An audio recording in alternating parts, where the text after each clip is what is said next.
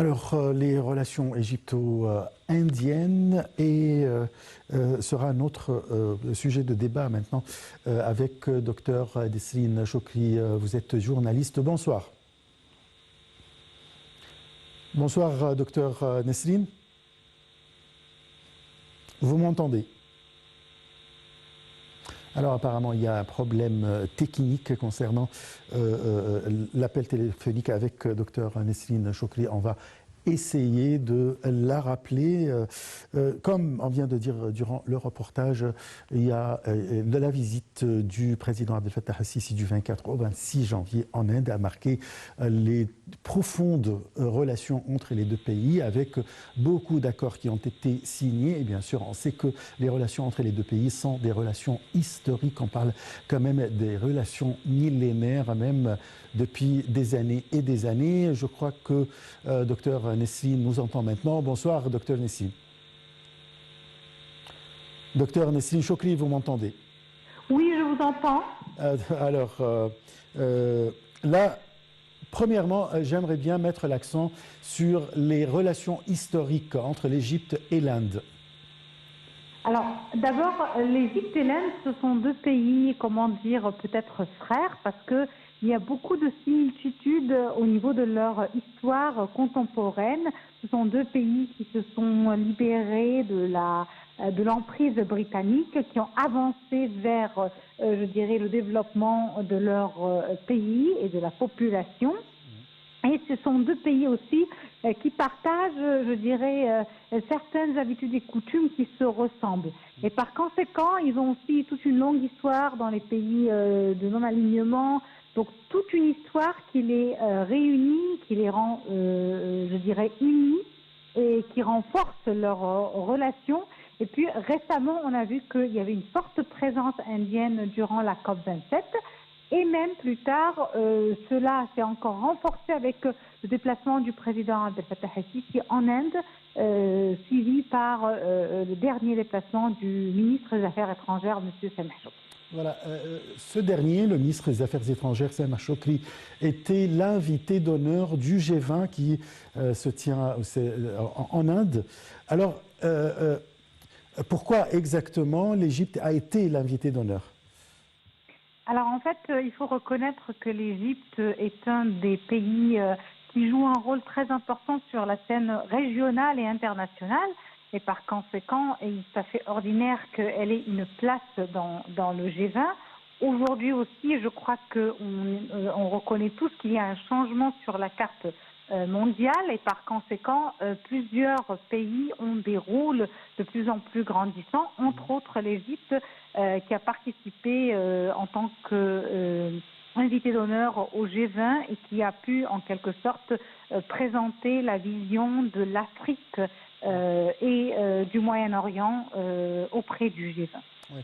Quelle est l'importance de la tenue du G20 maintenant, en ce moment, c'est-à-dire avec quelques années de la pandémie du Covid-19, avec le post, ou bien durant la guerre russo-ukrainienne, c'est-à-dire l'économie mondiale est perturbée, c'est-à-dire il y a des problèmes dans les chaînes d'approvisionnement, des problèmes dans le développement économique mondial en général. Quelle est l'importance alors de la tenue de ce G20 en ce moment? Alors, je crois que actuellement, le monde entier, la planète, elle passe par une phase de crise très importante et cette phase de crise, elle n'est pas le fruit d'aujourd'hui et elle n'est pas seulement liée à la récente crise de la guerre russo-ukrainienne. Ce sont des crises qui se sont accumulées au cours des dernières années. D'abord, je dirais un système capitaliste en faillite dans le monde entier. Suite à cela, il y a également le coronavirus avec un confinement qui a vraiment porté atteinte à l'économie et à l'industrie sur le plan mondial. Une chaîne d'approvisionnement qui passe par une phase, je dirais, très difficile, d'abord à cause du confinement et du coronavirus, mais aussi de la hausse des prix du carburant. Une économie mondiale qui ne roule plus, qui ne tourne plus partout dans le monde, ça va très mal. Et s'ajoute à cela, bien sûr, la guerre russo-ukrainienne. En plus de ce côté économique qui est vraiment qui va très mal, il y a aussi une autre carte très importante, un autre dossier très important qui d'ailleurs a un impact économique, c'est l'environnement, puisque aujourd'hui la planète, à cause du non-respect de l'environnement, de projets parfois polluants, d'une économie qui est aussi polluante, nous avons une planète qui crie, qui souffre en raison du réchauffement climatique et d'autres répercussions climatiques. Et aujourd'hui, je crois que le G20 a essayé de aborder autant de sujets. Mais aussi, il y a la scène politique, puisque la scène politique mondiale, elle est marquée par des injustices, par des conflits qui s'éternisent, qui avancent dans la pérennité, qui, au lieu de trouver des solutions, n'en trouvent pas. Et je crois que c'était le moment, si les Nations Unies,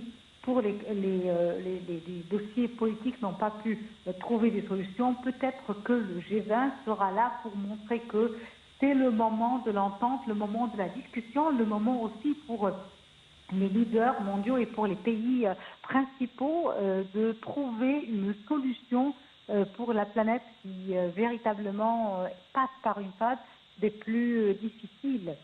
Et je crois que beaucoup de dossiers ont été traités. L'Égypte, en tout cas, a présenté sa vision en ce qui concerne d'abord le développement durable, le réchauffement climatique, la cause palestinienne. Tout ça, ce sont des documents et des dossiers qui ont été discutés.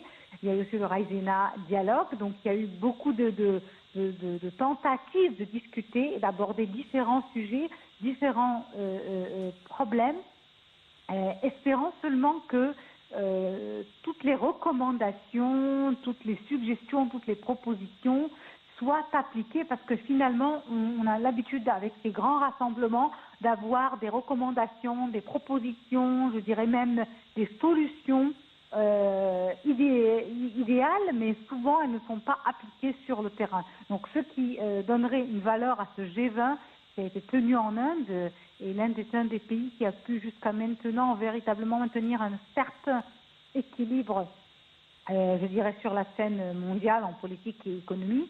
Eh bien, espérons que l'équilibre indien pourrait se refléter sur la planète et on verra véritablement des solutions appliquées sur le terrain. D'accord. Le ministre des Affaires étrangères, Samah Shoukry, a parlé ou a réclamé une position mondiale de la part du G20 concernant la dette due aux pays en développement, surtout avec les circonstances mondiales.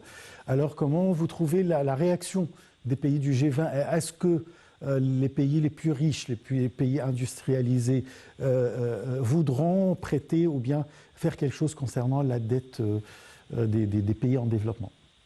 Alors en fait, le problème, c'est que les pays les plus riches, d'abord, par leur politique et par leurs décisions, sont souvent la raison pour lesquelles d'autres pays s'engouffrent dans la pauvreté. N'oubliez pas que les pays en voie de développement ou les pays qui ont des problèmes économiques, ça a été souvent en raison des décisions prises par des pays plus riches. Prenons juste un dernier exemple, la guerre russo-ukrainienne, qui a été en quelque sorte, je dirais, une des conséquences de la politique américaine, une puissance très riche, aussi la hausse des taux d'intérêt de la Fed américaine. Donc tout ça, ce sont des décisions en général qui sont payées par les pays les plus pauvres. Et en général, les pays les plus riches, dans les grands rassemblements comme le G20, comme d'autres rassemblements, même dernièrement à la COP27 ou même plus avant à la COP26, ils s'engagent à trouver des solutions pour aider les pays les moins riches, les moins nantis, qui s'engouffrent véritablement dans des solutions dans des situations très difficiles. Mais réellement, sur le terrain, à part les engagements, à part les promesses, l'application dans les faits reste toujours, je dirais, très loin de ce qui est dans l'hypothèse. Donc entre terrain et hypothèse, entre rêve et promesses et réalité, il y a encore un gouffre. Et je crois qu'il ne s'agit pas seulement de croire à leurs promesses, mais de voir véritablement ces promesses appliquées sur le terrain. Oui. Une dernière question et nous avons 1 minute. Alors, voilà, c'est la première fois que les ministres russes et américains des Affaires étrangères se trouvent dans le même endroit. Pardon, j'entends très mal la dernière question. Alors, c'est la première fois que les ministres des Affaires étrangères russes et américains se trouvent dans le même endroit depuis le déclenchement de la guerre russo-ukrainienne. Alors, comment vous trouvez cette rencontre? Alors oui, c'est la première fois que depuis véritablement que la guerre s'est enflammée, que des responsables russes et américains se trouvent en face à face. Certainement une politique qui n'est pas très, je dirais, conciliante, mais qui ne va pas tourner en politique hostile. On sait bien sûr que tout ce qui est politique, dans la politique toujours, il y a ce côté-là où il y a un côté pragmatique, c'est-à-dire que on n'est pas des amis, mais on n'est pas aussi des ennemis, parce qu'il y a toujours les intérêts. Et je crois que c'est un jeu d'intérêt, un jeu de poids, un jeu pour vérifier qui va contrôler la planète, un jeu d'hégémonie. Et bon, cette rencontre, même si elle n'est pas très fraternelle, espérons qu'elle pourra rapprocher les points de vue et briser la glace. Oui. Sauf qu'on sait bien qu'en politique américaine, surtout avec les Américains, il y a toujours d'autres calculs qui ne sont pas affichés et qui ne sont pas annoncés. Je vous remercie beaucoup, Dr Nesrine Chokri, pour ces explications et ces analyses concernant le G20 et les réunions en général de ce rassemblement. Je vous remercie et on se donne un rendez-vous demain à la même heure pour une nouvelle édition de Direct. Très très bonne soirée. Au revoir.